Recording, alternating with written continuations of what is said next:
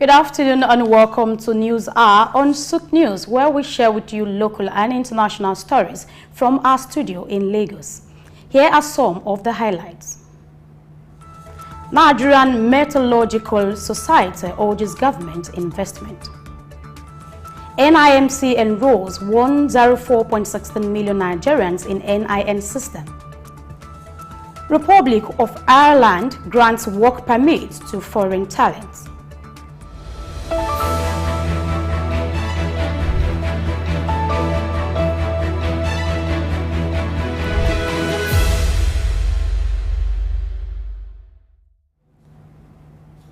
Thank you for standing by. It pleases us to always have you join. Don't forget to follow us on all our social media platforms for more updates. I am Grace Komolafe. We begin with the Nigerian Meteorological Society as they've called on the federal government to invest in small and medium-scale meteorological industries as a solution to the rising unemployment rates. In a communique issued at its annual general meeting in Lagos, the society emphasized the necessity of creating an enabling environment and providing facilities to attract investment and conduct research in meteorological industries, focusing on the production of strategic metals like steel, aluminium, lithium, manganese, nickel, graphite, and cobalt. The society believes this approach could address the unemployment challenge. Professor Oyihe Oloche, the society's president, urged collaboration between the Federal Ministry of Solid Minerals and the Society for Research Studies on Metallurgical Products.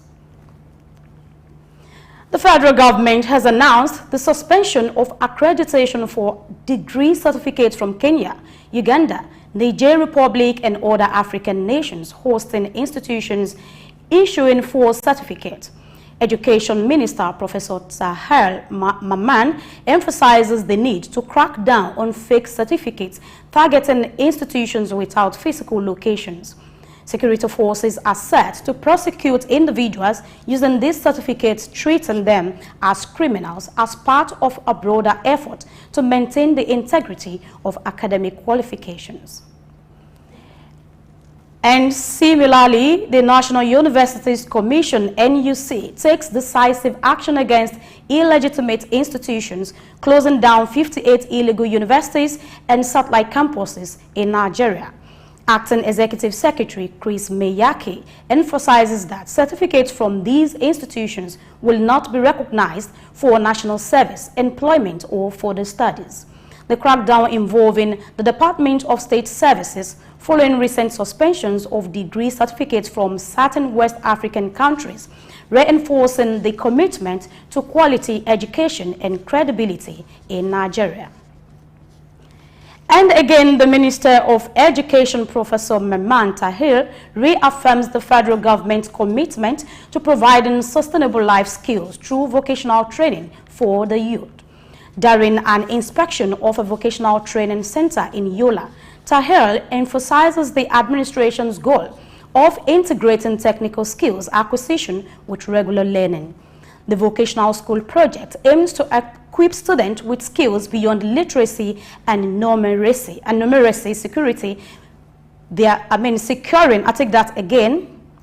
securing their future with sustainable incomes. Tahir commends the progress of the project and urges the contractor to adhere to deadlines and maintain quality service delivery. The initiative aligns with President Bola Tinubu's emphasis on education and roadmap developed for the sector's revamp. Away from that, the Poultry Association of Nigeria, PAN, has called upon the federal government to provide critical support through grain intervention in 2024. PAN's Lagos chapter chairman, Mr. Mojid Iyola, highlighted the ongoing challenges faced by poultry farmers, particularly in procuring maize and soya beans. While appreciating the Lagos state government's past intervention, PAN appeals to the federal government to fulfill its promise of substantial maize supply. With hopes high, farmers anticipate a prosperous 2024 with these interventions. Also, in a bid to address the high cost of grains affecting the poultry industry, PAN's National Publicity Secretary, Mr. Godwin Egbebe, calls on the government to curb the smuggling of local grains to neighboring countries. Stressing the need for self-sufficiency, Egbebe urges the government to take strategic measures, including bailout, to stabilize the sector. The poultry industry has faced challenges, notably rising feed costs due to global supply disruptions, impacting product prices and demand. It's World Braille Day, a day set aside to commemorate the ingenious creation that has bridged the communication gap for the visually impaired, serving as a beacon to raise awareness about the Braille literacy. Juve Ofiane has put together a report for this day. In a world of unseen hues, the blind navigate life's complex sonnets, the steps laden with unspoken challenges. This journey holds a delicate move between vulnerability and strength, but their tales extend beyond the limitations of sight. The advent of advanced technology and voice activation has significantly eased the daily hurdles faced by the blind, yet one pioneering invention has stood the test of nearly 200 years. Braille's invention transformed struggles into triumphs, allowing the acknowledgement of the courage it takes to navigate life's intricate steps without the privilege of sight. United Nations officially recognized World Braille Day in 2018 to encourage global awareness every January 4th. This day highlights the critical importance of accessibility and independence for the blind or visually impaired, with around 36 million people globally facing these challenges. Predictions estimate that by 2050, the number is expected to soar to 115 million. Braille's aid, which is a tactile representation of alphabetic and numerical symbols utilizing 6 dots for each character, was developed by Louis Braille in 1824, extends beyond letters and numbers, encompassing musical, mathematical, and scientific symbols. This aid is essential in the context of education, freedom of expression and opinion, as well as social inclusion, is reflected in Article 2 of the Convention on the Rights of Persons with Disabilities. Named after its visionary creator, who was born on January 4, 1809 in France, Louis Braille faced blindness at the tender age of 3. Undeterred, he crafted a 6-dot fingertip reading system by the age of 15, merging his musical aptitude with inspiration drawn from code communication. Although Louis Braille passed away in 1852, his legacy endured, with Braille being adopted by U.S. schools by 1916. Recognizing its paramount importance, the annual observation invites global engagement, urging individuals to delve into Braille's history, observe its presence in daily surroundings, and share inspiring stories on social media using #WorldBrailleDay. On this World Braille Day, which aligns with the birth anniversary of Louis Braille, commemorating his ingenious creation that has bridged the communication gap for the visually impaired, it serves as a beacon to raise awareness about the Braille language, fostering understanding and inclusivity among diverse communities. Coupvray, France, the birthplace of Louis Braille, stands as a testament to the enduring impact of this visionary educator, whose Braille system continues to empower the blind in their journey of reading and writing. The proclamation issued by the United Nations in 2018 solidified January 4th as World Braille Day perpetuating the celebration of Louis Braux's legacy and the universal impotence of inclusive communication. Juvi Ofiene, Souq News. Thank you, Juvi, for that report. Let us join in celebrating the special people and continue to encourage Braille's literacy.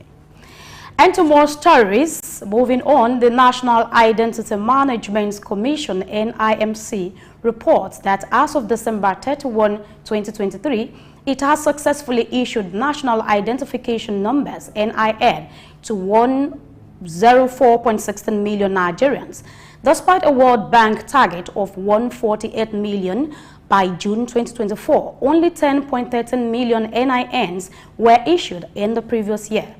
Lagos State leads in enrollment with 11.42 million, followed by Kano State with 9.19 million, while the country aims to accelerate NIN issuance under the new Director General.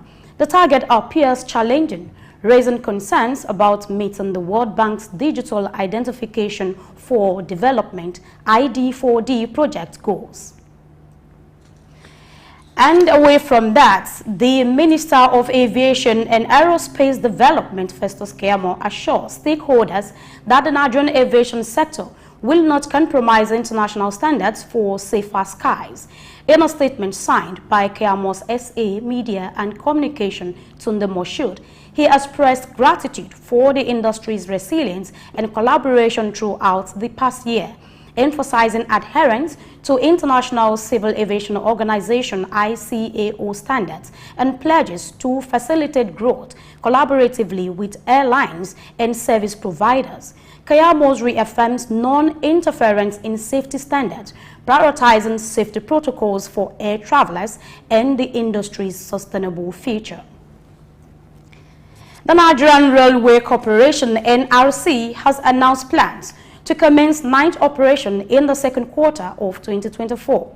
The Managing Director of NRC, Fidet Okiria, explains that night operations were previously limited due to security concerns. The plan includes running 6 rail excursions per day on standard gauge trains, increasing the number of trips on various routes. The move aims to enhance passenger and goods train services, connecting major cities and dry ports.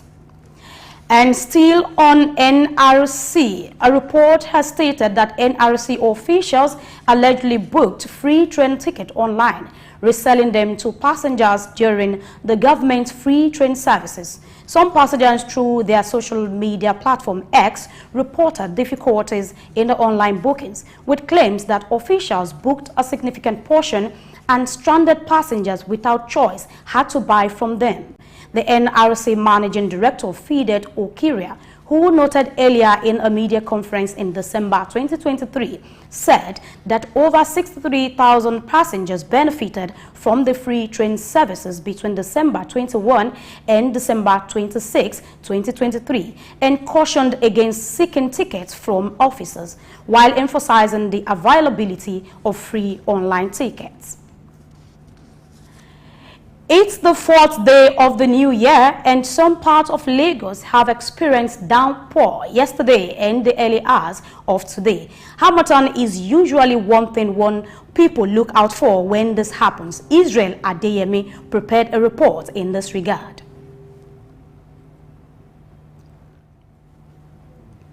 Like a last child, Harmattan season is the last in a year and the first in the succeeding year. The season, which occurs between November and March, comes with noticeable dry and dusty weather, with bursts of cold in the mornings and nights and high temperatures during the afternoons. In recent time, Harmattan appears differently from what it used to be years back. Some say it is as a result of the growing numbers of the Nigerian populace, while others believe that it is just a natural phenomenon. According to weatherandclimate.com, the climate of Nigeria is tropical. However, there are wide climatic variations in different regions of the country. Recently, the Nigerian Meteorological Agency, through its Central Forecast Office, provided an explanation for variations in the weather as experienced across the country. It noted that the occurrence seemed surprising to the public, as during this period, the North should be transitioning or have transitioned into the Harmattan season, characterized by dust, cold, and winds. Surprisingly, some areas on the Lagos Island experienced its first rain in the year on 3rd of January 2024. Some are of the opinion that it could be an introduction to Harmattan. If this is correct, people with respiratory issues should apply necessary caution, especially for outdoor activities. Also, motorists are advised to adhere to recommended tire pressure by the manufacturers to safeguard against tire bursts. You might be wondering how fire outbreaks are rampant this season. This is because the breeze that blows carries dry wind from the Sahara Desert, and fire spreads easily in dry environment. Hence, individuals and organizations should pay rapt attention to their firefighting gear and equipment. During the hot afternoons of the Harmattan season, there is a risk of dehydration, posing a serious health challenge if neglected. The heightened heat often leads to increased water consumption in facilities, potentially causing water conservation issues. Allergies, particularly allergic asthma triggered by dust or cold, become more prevalent, and mitigating this health risk involves staying hydrated, use nose masks to prevent allergic reactions, and maintain a clean office environment through regular and thorough cleaning efforts. While mirroring the Harmattan season in Nigeria, it is pertinent to raise awareness on the numerous business opportunities that lies therein. For clothing business, there are possibilities for increased demand of sweaters, jackets, socks, and hoodies. Initiatives like car wash, leaf raking, and water-related services cater to the season's challenges, ensuring cleanliness and dehydration. Entrepreneurs can also venture into food and beverage businesses, including selling cold drinks, running an outdoor restaurant, or providing water-based fruits.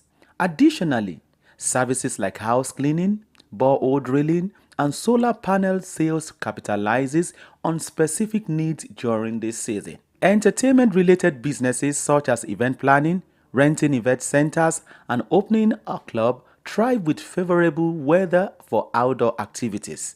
Other profitable endeavors include launching an ice block making business to offer relief from the intense heat. Israel Adeyemi, reporting for Souq News. Thank you, Israel, for that report. I hope you will take advantage of this information and do what is expected. All right, so moving on to other stories. In the banking sector, Polaris Bank empowers the girl child by donating school bags, uniforms, sandals, books, and other educational items to indigent students in selected public secondary schools. The bank's representatives who visited Government Girls Secondary School, Kudila in Kano, Junior Secondary School, Maitama in Abuja, Government Secondary School, Garki in Abuja, and Fortune Schools International in Lokoja, Kogi State, Mr. Osasuna Igbinoba, encourage students to take their studies seriously, show respect, and persevere despite challenges. The initiative, part of the bank's corporate social responsibility, aims to support and encourage the Nigerian girl child. The bank, which is a member of the United Nations Environment Programme Finance Initiative, collaborates with the UNESCO to sustain the education of girls in developing countries, with a goal to empower 50,000 children in 5 years. Similarly, the Development Bank of Nigeria, DBN, has recognized First City Monument Bank, FCNB, for its outstanding contribution to small and medium enterprises (SMEs) funding at the 2023 Service Ambassadors Award in Lagos. The bank received accolades as the deposit money bank with the highest impact in the DBN focus states and the participating financial institution with the highest disbursement to green projects. The bank extended credit totaling 1.343 trillion naira to over 98,000 SMEs in diverse sectors over the past 5 years, including 3.0 billion naira to over 50 firms promoting clean energy solutions. The managing director, Mrs. Yemi C. Edun, expressed honor at being recognized and emphasized the bank's commitment to meeting customers' expectations and broader business community needs. The bank's strategic target includes training over 1 million SMEs through technical assistance from ProPaco and the African Development Bank, supporting empowerment and growth in high-impact sectors like agriculture, renewable energy, and digital innovation. And in health sector, the Lagos State government has restated its dedication to delivering quality health services to the indigent population in the state, irrespective of tribe, religion, or gender. Professor Akin Abayomi, the State Commissioner for Health, emphasizes this commitment during the launch of the Eco-Social Health Alliance LECOSHA program by the Lagos State Health Management Agency, LASHMA, in Victoria Island. Both the state government and LASHMA expressed a shared belief that access to quality health care is a fundamental human right, not a privilege. Professor Abayomi acknowledged the daunting challenges faced by vulnerable individuals in society, but highlighted that collective strength has the potential to transform lives and create a ripple effect of compassion and support. In same vein, Lagos State Governor Babajide Sanwo-Olu announced plans to establish a medical university in collaboration with the federal government to address the brain drain in the health sector. The university aims to enhance the training of health professionals, ensuring that 1,000 to 1,500 doctors graduate annually. This initiative is part of a strategic intervention to scale up training in the health sector aggressively.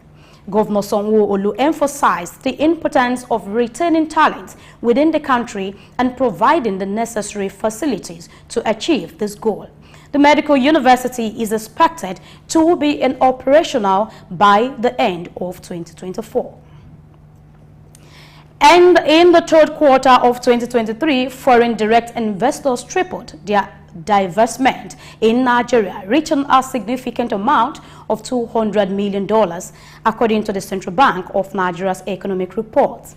This marks a notable increase of 186% from the previous quarter, where divestment stood at $70 million in second quarter 2023. The report indicates a substantial shift in foreign direct investment (FDI) dynamics during this period. Despite the surge in investment, the CBN report highlights a considerable influx of $2.86 billion in the same quarter, representing a 28.25% increase from the previous quarter. This rise is attributed to heightened portfolio investment, particularly in debt instruments by non-residents. The influx in portfolio investments contrasts with the trend of divestment in direct and other investment. The economic landscape in 2023 posed challenges such as election uncertainties, cash scarcity, and macroeconomic difficulties. The rebound observed in the second quarter was followed by significant business exits, including notable cases like JSK UK Group ceasing commercialization in Nigeria due to challenges in accessing forex. Approximately 10 firms exited the market during the year, raising concern about the ease of doing business in the country amid the prevailing economic conditions. And we take a break now and return to more for the foreign stories. Please stay.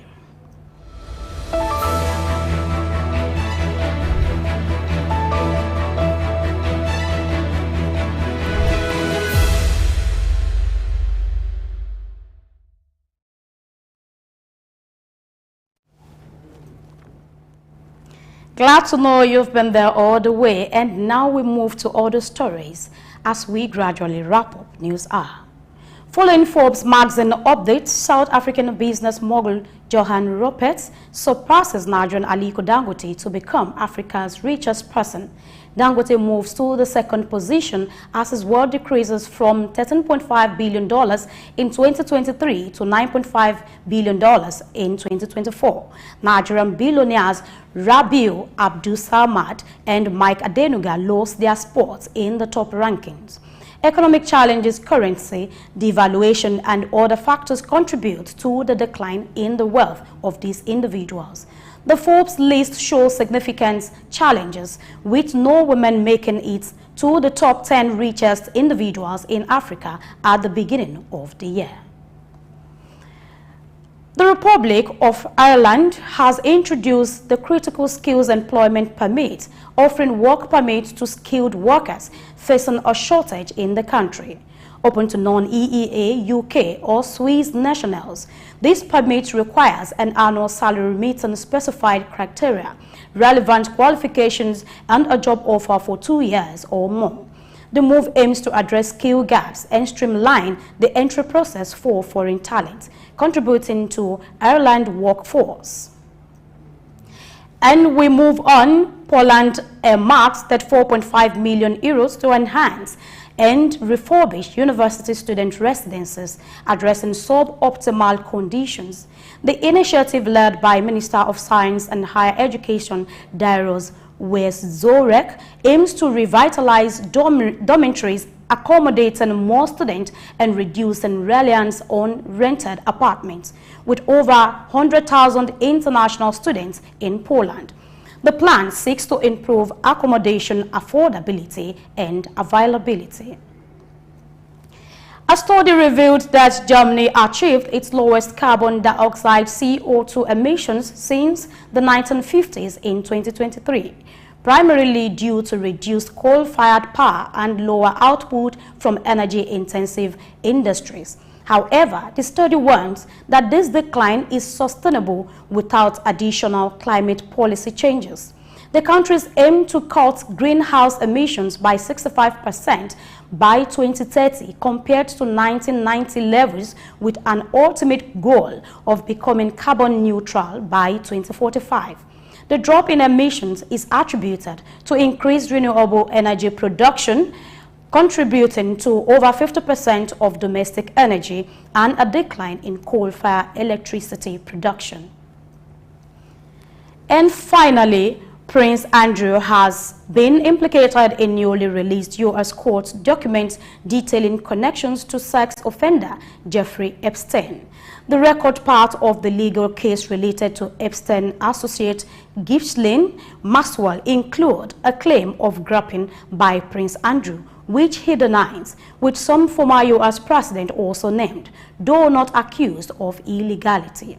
The document highlights the well-connected social circle around Epstein, with more revelations expected in the coming days.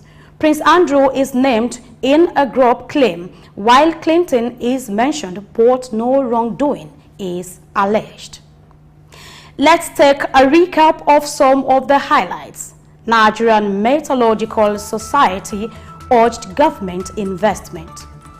NIMC enrolls 104.16 million Nigerians in NIN system. Republic of Ireland grants work permits to foreign talents. And that's a wrap for today on News Hour. We are glad you joined. Don't forget to follow us on all our social media platforms, comment and share. I am Grace Komalafe. Many thanks for watching. Have a great afternoon.